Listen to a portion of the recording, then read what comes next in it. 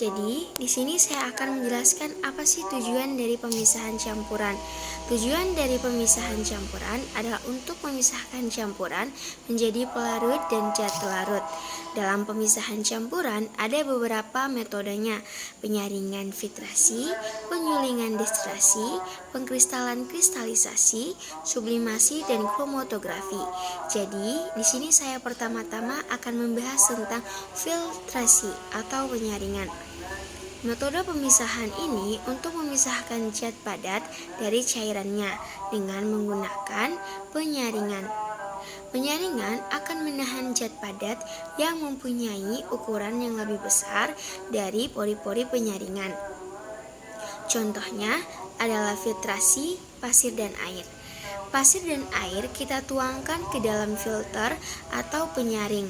Filter yang digunakan adalah kertas saring, sehingga nanti akan terpisah antara pasir dan air. Air ini disebut filtrat atau hasil penyaringan, dan pasir ini disebut residu atau sisa. Selanjutnya, destilasi atau penyulingan. Metode pemisahan campuran berdasarkan titik-titik komponen-komponen penyusun campuran. Contohnya, destilasi air laut menjadi air tawar. Alat untuk melakukan proses destilasi disebut destilator. Cara kerjanya yaitu di sini adalah campuran yang akan kita pisahkan kemudian kita panaskan. Otomatis yang titik didihnya lebih rendah akan lebih dahulu menguap ke atas. Sehingga ketika menguap ke atas, uap masuk ke dalam kondektor. Kondektor berfungsi untuk mendinginkan uap air sehingga uap tersebut berubah menjadi cair.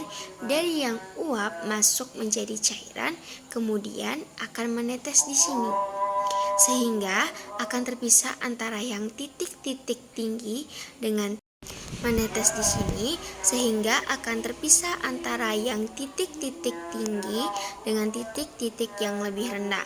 Selanjutnya, kristalisasi atau pengkristalan. Metode pemisahan ini untuk memisahkan zat padat yang telah berlarut dengan air sehingga membentuk larutan. Pengkristalan dapat dilakukan untuk memisahkan campuran homogen atau heterogen. Contoh pemisahan dengan metode kristalisasi yaitu pemisahan air laut menjadi garam.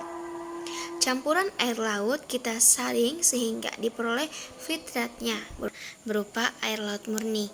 Air laut murni kita letakkan di sini dan kita panaskan sehingga menguap dan tertinggal hanya garamnya. Selanjutnya adalah sublimasi. Pemisahan campuran dengan sublimasi dilakukan pada zat-zat yang dapat menyublim. Sublimasi adalah perubahan zat dari wujud padat menjadi gas atau sebaliknya tanpa melalui wujud cair. Contoh sublimasi yang paling mudah dilihat adalah proses permunian kapur barus dari pengotor.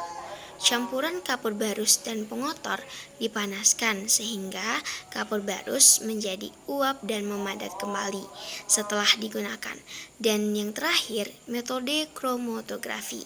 Pemisahan yang didasarkan pada perbedaan kecepatan merambat antara partikel-partikel zat yang bercampuran pada medium tertentu.